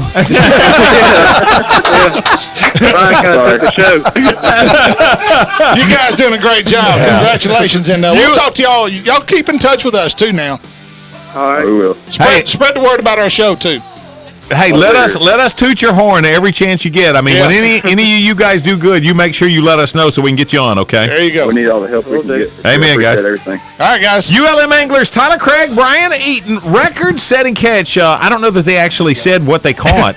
$29.05. $29.05. Five fish string. Yeah. $29.05. That's pretty good. That's pretty good sack. Oh, dude, all day long. Yeah. Hey, stay close. Johnny Geis is going to tell us how to catch such a big sack like that in February on Lake Fork. He's next, hooking up and tracking down. 11:30, the Tiger. Hello, I'm Troy Umbehagen. We at Natchitoches Nursing and Rehabilitation proudly support and watch TV17's local programming. Some things just stay the same, but not Toledo Town and Tackle. Still the best selection of tackle on the bin. Zoom, dive with Gene LaRue and Sam Tone. Now double the size of the original store, you have twice as much to choose from. With a new deli serving the best hamburgers, pizza, and soft drinks, you'll find something that's sure to fill your belly. They also have a great selection of tees and polo-style shirts. So stop in and treat yourself to the best tackle box on the bin. Toledo Town and Tackle on beautiful Toledo Bend Lake. Looking for a place to get away from it all? Look no further than Red River's Midway Marina in St. Maurice. Owners John and Kemp Nelson invite you to stop by for lunch or come in and rent one of several cabins for the weekend. RV hookups and a nice boat ramp that leads to some of the best skiing and fishing on Red River. Fully stocked bait and tackle store with gas pumps on and off the water. So book your next trip online, MidwayMarinaStMaurice.com or call 318-646-0097. Don't drive to Shreveport or Alexandria to purchase your hunting and fishing supplies. Cypress Knee Outdoors is Natchitoches Hunting and Fishing Supply headquarters. Top name fishing brands, Zoom, Sandtone, Strike King, and Bandit. Hunting supplies like scent blockers, deer attractants, duck calls, and deer stands. Need ammo? They got it. They also have a great supply of outdoor decor to decorate your camp. So make that short drive to Cypress Knee Outdoors, located at 3J's 4-Way, approximately 8 miles south of Natchitoches on Highway 1. Hello, I'm Troy Umbehagen. We at Natchitoches Nursing and Rehabilitation proudly support and watch TV17's local programming. Here's this week's boat buying tip, sponsored by Ranger Boats. This week, let's talk about accessories for your boat. One thing that's a must for me is a hot foot. This is a foot pedal that allows you to drive your boat like your truck. It's a gas pedal that allows you to keep both hands on the steering wheel, which really helps you navigate rough water safely. And then you have your electronics. Humminbird, Lowrance, or Garmin is like Chevrolet, Ford, or Dodge. All three brands are great fish locators and GPS units with so much versatility, from reading water temperature, bottom composition, to the finest and structured details. But the main thing I would like to recommend is don't go cheap. Spend the extra dollars to get quality units. You'll be glad you did. This has been another boat buying tip sponsored by Ranger Boats, still building legends one at a time. Welcome back. Hooking up and tracking down on 1130 The Tiger is presented by Bob Seeley Outdoors, Toledo Town and Tackle, Sam Rayburn Marina Resort, and Vicious Fishing Line. Get vicious with the fishes. Talk about the opposite of vicious. Here's the three pussycats of outdoor radio, Gary, Steve, and Mike. And the 2014 Hooking Up and Tracking Down Bass Fishing Guide of the Year. Yes. You know, it's not often you get to talk to somebody like that. Johnny Geis on Lake Fork, and brother, I got to tell on myself, okay? Okay. I told this story when we first started the show. My cousins called me last week and said, man, we are killing the white perch over here on Lake Fork. So I didn't call you. I went on the trust of my two cousins who said, man, all you got to do is just come up. You don't even have to bring your poles. The fish are jumping in the boat, literally. I mean, you show up and all you got, make sure you bring your ice chest. We're going to send you home with 100 gallons of fillets. Said you don't need Johnny Geis. We don't need John. Well, you'll be good. Everything will be fine. Yeah. I said, okay, well, I'm headed over there. Well, I get over there Friday evening, and, of course, we get to visit with each other Friday evening and then get up bright and early Saturday morning. Between Saturday morning at daylight and Saturday night at dark, and then again a little bit after the rain Sunday morning, we caught 3 fish, Johnny. And I didn't even catch one of the 3. That'll teach them, huh, Johnny? We caught 3 fish, Johnny. I'm never coming back that I don't call you. Was that last Saturday? It was last Saturday. We had a guides tournament on Lake Fork last Saturday, about 24 guides, and customers rent their guide, and 3 people to boat, and everybody's adding the weights together, and we're sending it in by email with a picture of the weight. So don't feel bad. My customers in the boat with me caught 4 of them, and I never boated a fish. So that's the kind of day it was right there. Now, was that white perch or bass? No, it was bass, but they didn't bite that day for some reason or other. We expected some real big stringers to come out, and nobody caught one over the slot. I think 28 pounds one. It's a good, good stringer of the slot fish right there. But it is a lot of fun. But boy, the crappie, if they've been catching that many, that's more than I'm hearing anybody catch. They've just been a little scarce on them this year. Well, I'm real susceptible to a lie. Well, if maybe they were thinking these big white bass was what they're catching, because we probably put over 300 pounds in the boat in 5 hours yesterday. 2.5 pound white bass, sand bass, and that was a lot of fun. Now you're still thumping. Still thumping, and I took 2 guys that had never seen it before, and man, now they're calling me the fish whisperer, or changed it to Moses with the deck or whatever. I don't know. Do people look at you funny when you're out there doing that? I mean, other boats that are around? Well, pretty much we're on the big water down by the dam, and just really where the crappie fish this time of year, but not many people are out there because they're not biting. But a few times I've fished around other fishermen, or say under a bridge. A couple of the boats will leave because I guess it annoys them. A couple of boats leave because they're getting beat so bad they can't stand it. And the other day, a guy said, "Do you mind if we just kind of follow right close behind y'all? Because the only time we're catching fish is when we're close enough to the stick bait."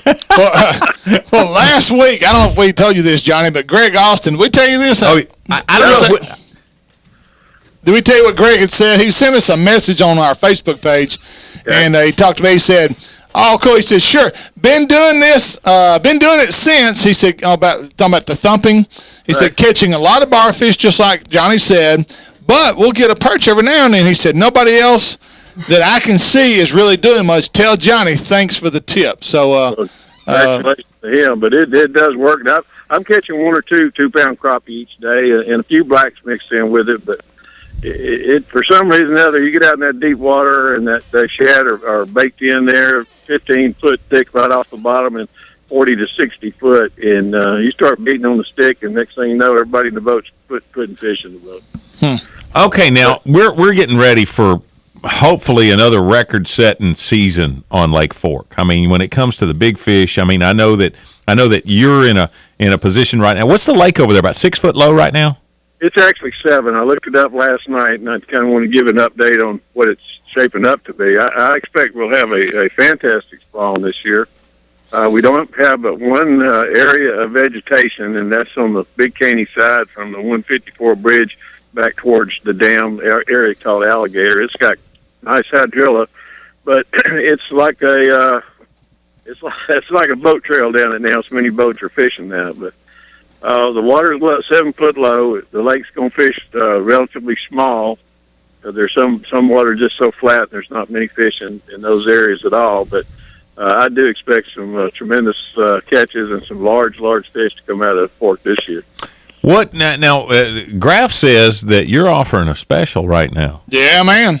I thought I'd do this and kick it off because I want to share with my buds there in Louisiana just how good Lake Fork is. And February's usually a little slow time. You have to hit the wind right, the weather right. But if I can get people to come over and learn to get this deep water electronics down, maybe learn the stick trick, catch a bunch of white bass, and then get in the shallows and catch a few blacks, they definitely will enjoy the trip. So what I want to do is just knock off the $50 on a full day and $25 on a half day, and try to get somebody over to take a look at it and see what they think about Lake Fork. It's only 2 hours drive from Shreveport, so easy to get over in the morning time, and we usually get on the water at 9 and fish to 4:30 or 5 and have a pretty good day. Question for you. If somebody's coming from the Shreveport area, do you tell them that it's easier to go 20 all the way to 69 and then go north, or do you tell them? Just jump on 20, go up 69, and then take Highway 17 right off 69 when you get to a little town called Alba, and you'll be at Lake Fork Marina. And my sister makes it in 2 hours when she leaves from Shreveport. So it's a pretty easy drive and good fast pace to get over there, and no stop signs at all on that route. It's exactly 3 hours from my house at Natchitoches to Lake Fork Marina. 3 hours on the button. You know, I was listening to the show earlier, guys, and I thought I'd add this too. My boat, as you know, the center console, and most of the guys in Lake Fork, and boy, we've got a bunch of good guys there, and they all got new Rangers, new Skeeters, and good equipment. But I went the route of kind of changing up. You get a center console that's 23 foot long, and targeting families and kids, and that's what I want to bring over is these young guys from 5 years old or to 15 or something, and get them in some big bass. They'll catch their biggest bass ever, and if they want to learn how to catch a lot of fish, these white bass or sand bass are tremendous for them right now. Well, now, Johnny, I'm hooking up and tracking down. Matter of fact, we donated a trip, as you well know, to the Mike McConaughey Northwestern State basketball program, the auction, and a buddy of mine actually won the trip, and he's going to be coming over. He asked me the other night at a basketball game, when do I need to go? Now, my advice was, if you want to do the live bait thing, you need to wait till June, July. I said, let those fish get in that summer pattern. But, Johnny, won't you tell him, when's the best time that he needs to set up an appointment with you to come over and fish and go good on that? Well, my pat answer, best time to go fishing as soon as you can get on the lake. But I'll narrow that down a little bit. If you want to catch the biggest fish weight-wise, that usually happens in March. And I fish the salties under the cork a little bit there in shallow water, and that's a lot of fun, and kids can do that and catch big fish. But consistently, after the spawn's over, and that starts up about mid-May through August, and the big old bass move out and kind of gang up in all the structures that's on the lake, and there's so much of that. We catch them in 20, 25 foot of water, and an average trip of 20 to 30 bass a day that average 5.5, 6.5 pounds. And that's the time to really catch a lot of big fish. You brought up a really interesting point, though, because there's nothing in the world that will turn a kid off of fishing worse than a really, really, really bad day. Especially if it's hot. Or the wind is beating you to death and things turns like me off when it's hot. Shoot, yeah. And so, when you consider the fact that, right now, even in pretty inclement conditions, you can take that youngster out there and you can catch 300 pounds of white bass. My mother-in-law always, anybody that said that they were going to go to the riverboat and play the slot machine, she would pray they'd lose. Yeah. She says nobody ever gets addicted to losing. Yeah. Well, this is a way to get them addicted to fishing, and that's to get them in bites. But when I get youngsters on the boat, I watch it real close. I raised two boys and taught them how to hunt and fish, and the attention span's not real long at that age, and you break it up a little bit. I always let the kids drive the boat. That adds a little excitement to them, scares the heck out of the dads, but they do good at that. So they sit up in the lap and drive the big boat and let them play a little bit, and it's time to go in and get a hamburger, cheeseburger. We'll take them in and do that. But I guarantee you, I've done some little short videos with their leaving, and boy, they can't wait to get back, and they had a great time, and that's what it's about. Hey, Johnny, I got a question for you that you can't go wrong, because if you give the wrong answer, nobody can prove it. So this is going to be easy, but I want your honest opinion. When Lake Fork first fired up, first 5 or 6 years, tremendous fish caught, and people over there were saying it could break the world record. In your mind, do you honestly think there's a fish swimming around in Lake Fork that's over 22 pounds, 5 ounces? Well, we had a 16.5 2 years ago that's come out of there, and there's still some water in Fork in the timbers. It's really covered in a lot of timber, a lot of flooded timber that I'm finding fishing deep that's down, got treetops. We're in 60 foot of water, and treetops come up to 20 foot below the surface. There's fish that's never been touched out there. So it would not surprise me. Probably the odds are not as great as they were right at the early 2000s, but before we had the big fish virus. But I don't know anywhere else in Texas I'd rather try to catch the biggest fish in the state than Lake Fork. I really don't. If you were only going to teach an angler one thing while he's out there with you, you're limited to just one lesson, whether it be, boat positioning or bait presentation, bait selection, casting, or his electronics. Yeah. Which one would be the most important thing, the most important tool that you could arm him with? Again, that depends on the expertise of the angler and whether it's a specific technique or just reading electronics. But I think it's a little bitty thing that an angler does that makes it so different and to where you're productive, like keeping your bait on straight. I had a guy yesterday, we're catching them so fast, he said, something's wrong, I can't get a bite. I didn't even have to look at it. I said, well, if you pull it up, your little minnow, your Berkeley Gulp Alive minnow is crooked. And it's the little bitty things, whether it's tying your bait right, making sure your crankbait runs right. It's the small stuff that makes all the difference between really successful and just lucking out every once in a while. You know what, man? That's the mountain right there. It's funny he should say that, because yesterday I was watching the Bassmaster Pro. It's called the Pro Series show, and they were actually talking about rigging a fluke, and just the fact of where you put the head of that hook, the point of that hook into the head of that worm, determines whether you're going to get bit or not get bit. And I was shocked, because Edwin Nevers was the one demonstrating it. Mm-hmm. And you can go middle, side, either up or down to get different action just by that. We're talking 1/16 of an inch difference in where you put the point of the hook. See, it doesn't matter where you throw the pin when you pull it out of that hand grenade. They're biting. But one thing about it, if your line's twisting, something's wrong with your rigging right there. So that's right. You start with and get your bait to run right. And so Mike, the one tip is pay attention to the small stuff and try to learn the new techniques and being very versatile. That all goes together. Yep. That's the kind of stuff you get when you're in the boat with Johnny Guy. That's right. That's right. Read your electronics, little stuff. And you catch more than 3 white perch. I know.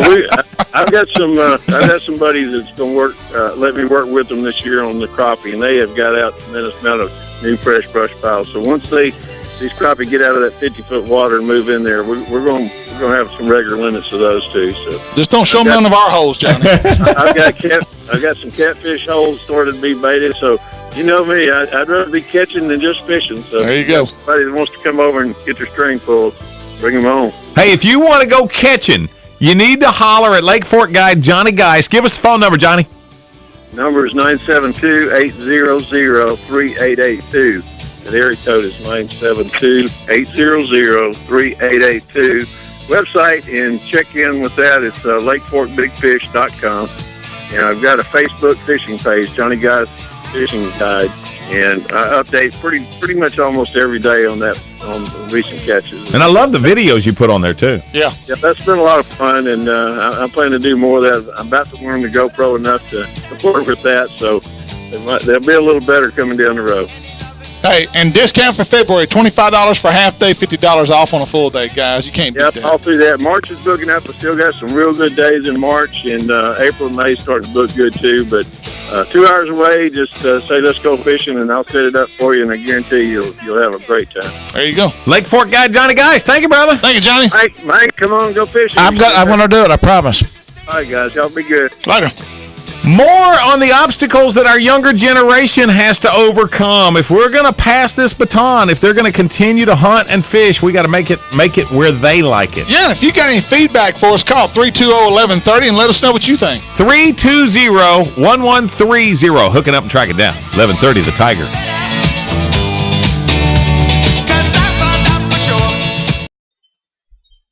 The Nashville Sheriff's Office and Sheriff Victor Jones encourage all citizens to remember to be safe, buckle up, and remember, no texting. Legendary quality. At Ranger, it's an unparalleled commitment to incredible strength. With the industry's only pull-truted transom, we don't rely on the upper deck to support the transom and motor. It's a difference so strong, we sliced off this rear deck to show its independence from the transom. From total performance to your peace of mind. Cut open the whole story at rangerstrong.com.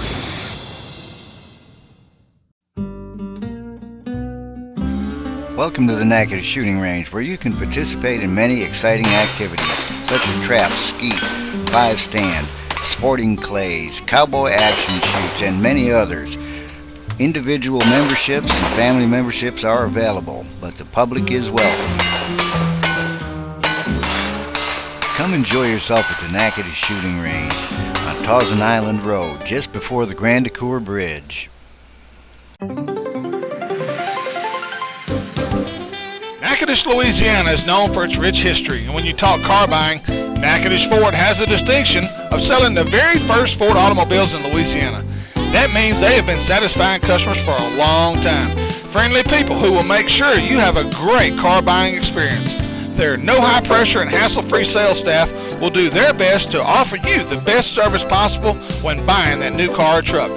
Family owned and operated, Calvin Braxton Sr. and Jr. want to invite you to stop by and see the guys who started it all in Louisiana car buying at Natchitoches Ford Lincoln, just off the Highway 1 bypass in Natchitoches, or call them at 318-352-3677.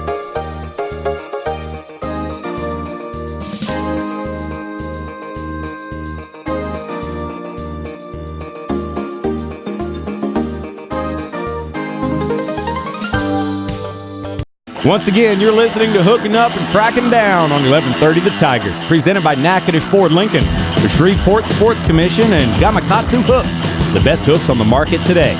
Now back to the guys who are hooked on the outdoors, Gary McCoy, Mike Eccles, and Steve Graff. Hey, thanks a lot for hanging out with us this afternoon. I'm Gary McCoy. In the middle of your radio, the Ranger Pro staffer Steve Graff, Mike Eccles over there on the right-hand side, and a little word for you from Mary Jo Gray, who is, if you heard Johnny Geis a minute ago and he was talking about his sister driving over, well, that's Mary Jo. Exactly, that is Mary Jo. And by the way, Steve, I did send you a message. We got to get Mary Jo's ad corrected. It's MaryJoGrayRealtor.com. We got to make sure we change it on her ad. So anyway, Mary Jo Gray, the only real estate agent you need in this area. It's Coldwell Banker, Gosley Realtor. Mary Jo would love to show you your new and existing homes, or help you sell your current home. She can show you current lakefront property from the water as well. She does have a boat. And I think, is she a Ranger Pro staffer? Yes. She is a Ranger Pro staffer. Here's what can happen when you buy through Mary Jo. You get a free handyman for life. Some restrictions do apply. You get a free moving truck for a day. She'll help you make sure you get moved into that new home or out of your old home. Bottom line, just buy through Mary Jo. She's honest, hardworking, and she returns phone calls. Mary Jo Gray, your local Coldwell Banker Gosley agent. Give her a call at 318-469-6867 or go to MaryJoGrayRealtor.com and make sure you click on her and she'll get you all and the Joe is J-O, not J-O-E. That's right, it's Joe. Yeah. Mary Jo, J-O. Exactly. Yeah. You got that right. Kind of like Betty Jo. Yeah, exactly. Kind of like you knew Betty Jo too? What about Petticoat Junction? What was that? Who was that girl? Wasn't there something? Betty Jo, and Betty Jo. And Bobby Joe. Yeah. Bobby Joe. JoJo. I can't believe I called it off the top of my head. Bobby Joe. Okay. You know what now? One of the biggest drawbacks that I ever had, and one of the biggest reasons why I really quit duck hunting as much as I used to in my youth, was that I never found a recipe on ducks that I really liked. I'll fry them up like deer steak, and they're actually not bad. Right. You know, and I showed my oldest son and my middle son who love duck hunting. I mean, it's their thing. But I showed them how to cook them, and they're like, well, it's okay. But Eccles, you say that you have found the fountain of youth, the heaven of all duck recipes. I love duck meat, but I still give away a lot of it just because I'm the only one at the house that eats it. Right. Mm-hmm. So I don't need that much. Right. I will never. You're out of luck, folks. I'll never give away another duck. I will the never well has run dry. That's right. Me and Gary can't expect any duck meat anytime soon. No, I will cook you some and bring it to y'all, but I will not be giving it away. My buddy Ted McCrory up on Caddo Lake got this recipe the last week of duck season up in Lake Village. Some guy there at the camp cooked it, and it was blackened duck. Now, if you don't have duck meat, I'm thinking that this will work equally as well on deer meat. Or dove. Or squirrel. No. Too little. No, y'all can't leave well enough alone. You breast your ducks out, or your deer meat. Yeah. You cut it in chunks about the size of the end of your thumb. Cube it. So about 3/4 inch. Yes. Yeah. Put it in a bowl. Then you put melt unsalted butter. Mm-hmm. Unsalted butter, and pour it over in the bowl and stir it up, and you lube up all the meat and get it all juicy. Mm-hmm. Then you take a bottle of, and this is critical, Paul Prudhomme blackened redfish seasoning, and they've got about 5 or 6 different blackening seasoning, Seafood Magic, but the stuff Paul like Prudhomme that. is the one. The Paul Prudhomme redfish. Okay. Got to be that. Let me correct both of y'all before y'all make a mockery of the name. It's Prudhomme. Prudhomme. Okay, thank you. Bull. Yeah. Paul, what's his name? And you pour that in there and mix it up and stir it, and you have wound up with the ugliest glob of mess in the middle of this bowl that you can get. But you stir it up, mix it all up. You take a small, listen to me, folks, don't try to don't try to reinvent the wheel. Yeah, don't deviate from a small 6 or 8 inch cast iron skillet. Put it on your fish cooker, and when it gets so hot, it's glowing orange that you think it's going to explode, you're almost ready to cook. Yeah. Really? Yes. Yeah. So you get what's called white hot. Yes. Yeah. Don't do like I did and say, it's smoking. It ought to be ready. White hot. Then it takes 2 people. Mm-hmm. First off, you got to have a big oven mitt or a welder's glove or something. I'm serious. And a long-handled big serving spoon. You get in your bowl and you get 1 spoon of that concoction out. Uh-huh. Throw it in the middle of that pan. Do not grease the pan. It's dry. And somebody is timing you while you stir. You cook it for 60 seconds. With the welding helmet on. Yes. And then you dump it in the pan. Really? And then you get you another spoon of it and you throw it in there. Now, if your skillet's hot enough, it is going to catch fire. The meat's going to catch fire. It's going to look like you're going to look like Yamamoto Sukiyaki at Kinsu. Grill. I mean, it is. It's going to flame up, and you can't hardly hold the skillet. It's that hot. Really? 60 seconds, and when you eat that, it will taste like filet mignon. So you're searing it. Did you blackening it? Did you make any kind of a dip to dip it down in? You don't want to screw it up by putting it in dip. Don't mess it up with ketchup. I will cook it next week and bring it up here. Do that. You promise? Yeah. All right, we're on. That's what I'm talking about. That's Eccles. That's why he's on the show. Amen. Okay. I can see. Now, I will give you a hint. After you've blackened anything like that, you remember all the time it took you to season that skillet? You're going to have to season it again because it's not seasoned anymore. No, it's not. I had to all skillet down, but you would think that it would just be covered in crud. Yeah, but every time you get through, I mean, almost all the stuff falls out in the pan. So you don't have trouble with it sticking. No, not at all. Not at all. But you will have to re-season that skillet. I mean, if you want to use it for something else. Right. If you're just going to blacken with it, it doesn't matter. You want to oil it up a little bit so it doesn't rust. And speaking of wow. Do you know how to do that? Yeah. Tell them how to do that. Do what? Season one? Yeah. Oh, you did. A lot of people don't know that. You just got to grease it and put it in the oven and grease it and put it in the oven. What are you greasing it with? Crisco. Okay. Some people I've heard use olive oil. Well, some people use olive oil and Crisco cooking oil. I mean, you can. I can tell you don't use Pennzoil. No. Yeah, that probably wouldn't be good. That's one of the things right there. We've just done something right there. That we were talking about the obstacles that our youth is facing right now in regards to the hunting and fishing and stuff like that. When was the last time you showed your kids, that you actually entrusted your kids to go out there and fry the fish or to make, to cook the deer steak? I mean, I'm going to tell you, there's nothing in the world tastes better to me than deer steak that I fried. Yeah. There's nothing in the world that's better to me than fish that I caught, I cleaned, I fried. Yeah, granted, I love to go to the restaurant and get a big, but they're not as good as those ones that are out there. When was the last time you piled your kids up and said, you know what, let's just go camping for the weekend? And I'm not talking about going to the motels that's close to the lake. Right. I'm talking about motorhome. Exactly. I'm talking about pitched a tent, went out there, and you did that. And cooked a potato in the coals in the ground. And see, I hadn't done that since I was a teenager. Yeah, I used to do that. That's why God made microwaves. You know what I'm saying? I'd just be happy if my kids brought something over to the house to eat. Yeah. Yeah. Now, my kids have never grilled. Now, your son took you squirrel hunting. He did. He's got a squirrel dog, and Michael took you squirrel hunting. And that was evidently something he picked up on his own because, I mean, you did. He did. Absolutely. I'm not really sure, about 3 or 4 years ago, he went with somebody, probably his buddy Michael McFerrin or somebody. Yeah. And they had a squirrel dog, and he liked it, and he wound up buying a mountain cur, Kimmer cur, curlicue or some kind of dog, and he is just and he started turkey hunting too. Yeah. So he deer hunts. He's an avid bow hunter. Yeah. Now he's into the squirrel hunting with dogs after deer season. And he does that right up to turkey season. I heard that's very addictive. Hunter Mulligan, who we've had on the show, says you start turkey hunting, you don't have to go but once or twice, and you're addicted to that. Well, you know what? That's something that is really right around the corner. I mean, if you're a turkey hunter, you're in the next, 6 weeks, you're in the woods. And I'm trying to get a hold of a guy named Ray Eye. And if there's a Kevin Van Dam of turkey hunting, it's this guy here from Missouri. Mm-hmm. and has a radio show, a TV show, and he is the guy. And I'm trying to get a hold of him right now. If we can have Ray I on our show talk about turkey hunting, we will have reached a new plateau. Finally, somebody credible that's got a radio TV. Those guys are credible people that do radio TV shows. That's what I always heard. They're definitely credible. You know, they're people. well worth sponsoring. No doubt. You know, no they you want to get the most bang for your buck, right? Radio guys are actually better than the TV guys. You know, I picked on my kids. I said, bring something over. All three of my kids are good cooks. Both my daughters.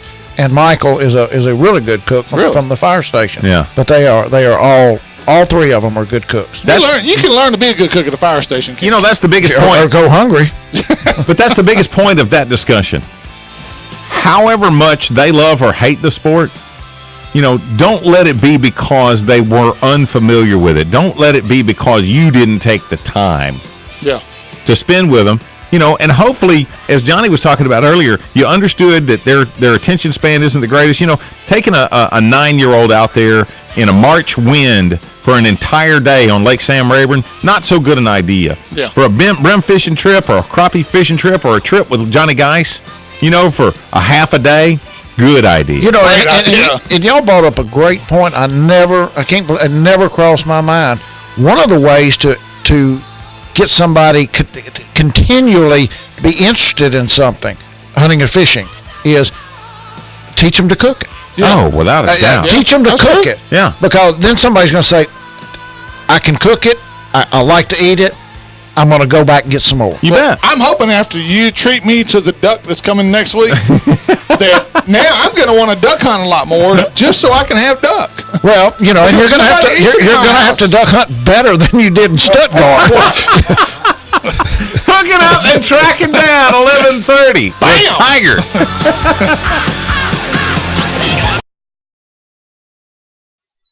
What better way to show you love your children than to make sure they are secured properly in child safety seats? Make it the law in your car. It might save your children's life. When I go shopping, I want camo, fishing tackle, guns, hunting gear, work clothes. And when I go shopping, I want home decor, gifts, children's and baby clothes. Fortunately, we can both get exactly what we need at the same place, Nichols. All the name brands you can find in the big city without driving to the big city and paying big city prices. Nichols, keeping folks happy since 1914.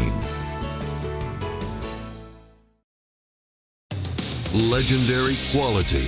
At Ranger, it's an unparalleled commitment to incredible strength. With the industry's only pull-truted transom, we don't rely on the upper deck to support the transom and motor. It's a difference so strong, we sliced off this rear deck to show its independence from the transom. From total performance to your peace of mind. Cut open the whole story at rangerstrong.com. When I go shopping, I want camo, fishing tackle, guns, hunting gear, work clothes. And when I go shopping, I want home decor, gifts, children's and baby clothes. Fortunately, we can both get exactly what we need at the same place, Nichols. All the name brands you can find in the big city without driving to the big city and paying big city prices. Nichols, keeping folks happy since 1914. Welcome back to the final segment of Hooking Up and Tracking Down here on 1130 The Tiger. Presented by Lake Fork guide Johnny Geis, Silver Star Steakhouse and Barbecue, and Bayou Outdoors Supercenter, your Ranger boat headquarters for the Arklatex. One more time, here's Steve, Gary, and Puddinhead Mike. Thanks again for hanging out with us today. What an incredible show. Thanks to our special guests that we've had on today. Of course, Lake Fork guide Johnny Geis hanging out with us. ULM anglers Tyler Craig and Brian Eaton just had a record-setting catch, over 29 pounds with 5 fish on Sam Rayburn. Johnny McNeely, remember now the Texas State NKC Squirrel and Coon Hunt, Queen City, Texas. That'll be this Friday evening into Saturday. The Coon Hunt starts at 7 p.m., the registration there, and then that's Friday, and then Saturday morning at 7, they'll start the Squirrel Hunt. And Randy Howell back on the show with us again. Bassmaster Classic champ from last year. It's hard to believe it's been a year. He's headed to Hartwell here in a couple of weeks. They're going to be competing again. And by the way, the date is February 20th through the 22nd. Just an awesome cast today. And Eccles, I made a prediction back before the State Fair Bass Tournament. I made a prediction that Cross Lake was going to produce the winning 2 fish in that tournament. Right. And it didn't. You were right with with Toledo Bend. But Cross Lake was well represented. There were a number of teams went to Cross Lake. And there were a number of teams that caught fish in Cross Lake. I think that they were having trouble with some slot fish and things of that. There's no slot fish on Cross Lake. Excuse me. Yeah. I'm sorry, but they're catching anything that was big enough to do what they wanted. I'm thinking, because you guys, the Boss Tournament Trail is headed to Cross this Saturday. I'm thinking that if this weather pattern that's setting up right now, if it holds, it could be big. What's going to be big is our numbers. I just texted Big Dave at Bayou Outdoors, asked him how many teams we had signed up right now, and we're at 71. Now, that does, we had 109 last year, and 107 in the first tournament last year on Black Lake. 71 doesn't sound like much, but it's about 20 more than we had signed up midday Wednesday last year. Wow. So you're outpacing yourself. We are. We broke a record in the boat show tournament, 21 teams more than that. So, we will break the 100 team mark, no doubt, which means that 100 teams will pay 50 places. And a lot of trouble on Cross Lake right now catching fish. It just got cold so quick the end of the year. I know Billy Phipps just sent me a text. He went to the lake 4 times, had 1 bite. Wow. A lot of that going on. Wasn't it dead water when Billy went? No. No dead water. But hey, Billy's talking about it. That's changing. And we're looking to be in the 70s Saturday. Is there any coontail in the lake? No. I don't know. I don't think so, because the lake is murky, muddy to murky from one end to the other. So you hadn't had any sunlight to get down and but the muddy water warms up faster than clear water. We talked about that a couple of weeks ago. Right. So we are shaping up. It's one of those deals where it might be that one fish gets you a check. Wow. But I'm predicting right now, I still think 17 to 18 pounds is going to win. Well, and here's the key. There's a full moon this weekend, guys. Yeah. 96% illumination. Best times to fish Friday is 12:56. Thank you for adjusting my mic, Gary. 12:56. I'd have been it the other way where we couldn't hear you. 12:56 p.m. till 3:56 on Friday. On Saturday, tournament day, 1:38 gonna be an afternoon bite, late afternoon in the tournament. 1:38 p.m. till 4:38 p.m. And if you're going out there on the lake on Sunday, 2:20 p.m. till 5:20 p.m. are the peak times to fish. The last 3 hours of the day is when I bet you 80% of the fish are caught from noon to 3. Well, it's kind of funny. These early tournaments like this, I always said if we had a fish in the boat before 10 o'clock, that was a bonus. Right. Honestly, I didn't look to start catching fish until 10 o'clock or, on to the end of the tournament. All right. Do you think, honestly, that the biggest reason that you're seeing such huge gains in entry and participation is, every time you turn around, you're adding more money to this deal? It's a sponsorship win-win. Yeah. We picked up a few new sponsors this year. Like I said, we've got so many sponsors in the bonus buck program across the board that I don't know another tournament that pays 50% of the field. Right. Right. So that's due to, of course, with Landers Ram Boss Tournament Trail, sponsored by Landers Dodge of Bossier City and Shreveport, and Ram Trucks. They're our title sponsor. They're the big ones. But we have, of course, we got Ranger Boats and Stratus Boats, sponsors of the Boss Tournament Trail. Mm-hmm. But we've got sponsors like BDS, that's Darius Wyoming, a new sponsor this year. Dynamic Motion, Kevin McGowan. These are fishermen. These are fishermen that own their own business. That are just putting up some ancillary dollars. That's right. James Blythe and Alpha Energy, a big sponsor. We've got Horseshoe Casino this year. Beatty Logan. Travis Beatty jumped in and helped us.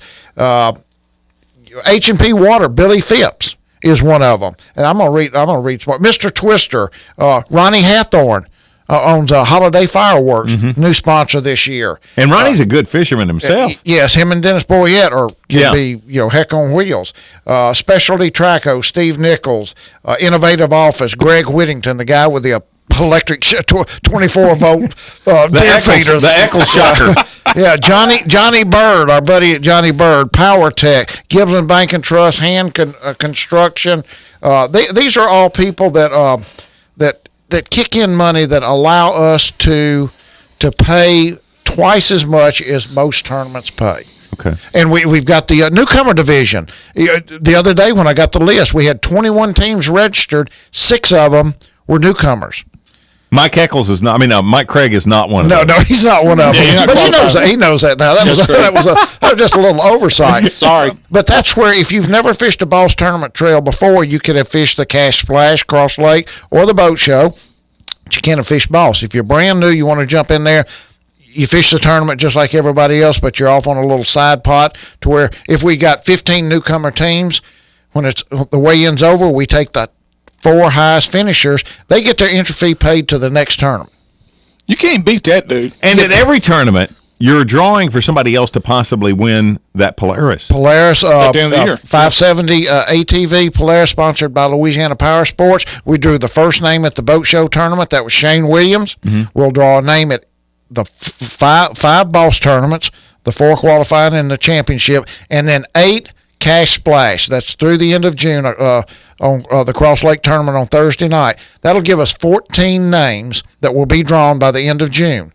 Those 14 anglers and their wives will be invited to Bayou Outdoors one night for a ribeye steak supper, and we're going to have 14 keys in a bag. Everybody will draw a key out, and whoever's key cranks the 570 Polaris Ranger wins it. Mike disappointed me, though. How's that? The Cash Splash. Again? Well, he was supposed to move that to Wednesday so me and you could participate in that event since I'm already Wouldn't up do there. it. But no, he left it on Thursday. Yeah. Why can't you do it on Thursday? I got to drive back from NAC. I ain't driving back up here. It's the same distance on Wednesday as it is on Thursday. He's saying he's already here on Wednesday. I could be out there pre-fishing after the show. You got to wrap us up there, brother. They don't move it. If we, as the now generation, don't step up and step forward, the next generation of outdoorsmen don't stand a chance. It's up to all of us as fishermen and hunters to stand up for our rights to hunt and fish without restrictions. We are the voice of the present and the future. As our nation continues down the path of liberalism, it's our job to be proactive and meet with our senators and representatives to send legislation through that secures all of our rights as outdoorsmen to hunt and fish. Amen. But it's also up to each of us today to make sure we don't give the left wing more ammunition to destroy what is such an important part of our American heritage. We have to be the best examples possible by taking care of our woods and waterways and treating both with respect. Amen. Till next week, may God bless till we meet again with more hooking up and tracking down. Legendary quality. At Ranger, it's an unparalleled commitment to incredible strength. With the industry's only pull-truted transom, we don't rely on the upper deck to support the transom and motor. It's a difference so strong, we sliced off this rear deck to show its independence from the transom. From total performance to your peace of mind. Cut open the whole story at rangerstrong.com.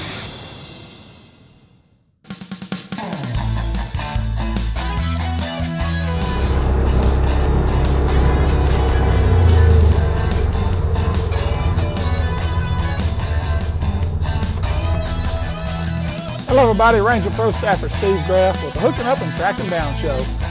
Folks, there's nothing I love more than my Rhino. I've had 3-wheelers, I've had 4-wheelers, but if you want the best of the best, you need to get you a Rhino 700 from Honda Yamaha Village right here in Natchitoches.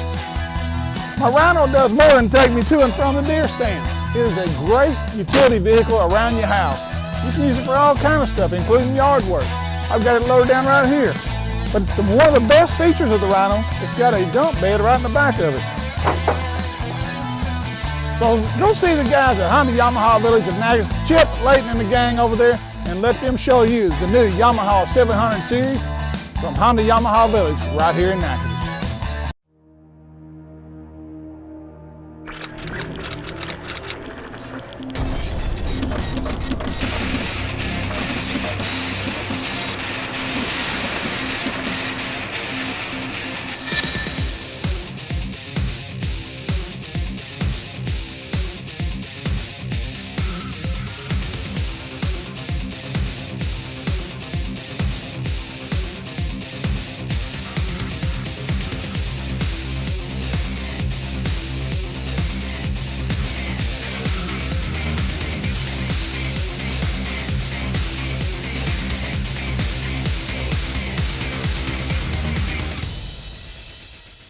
You're watching KNTS Digital 19 in Natchitoches, Louisiana.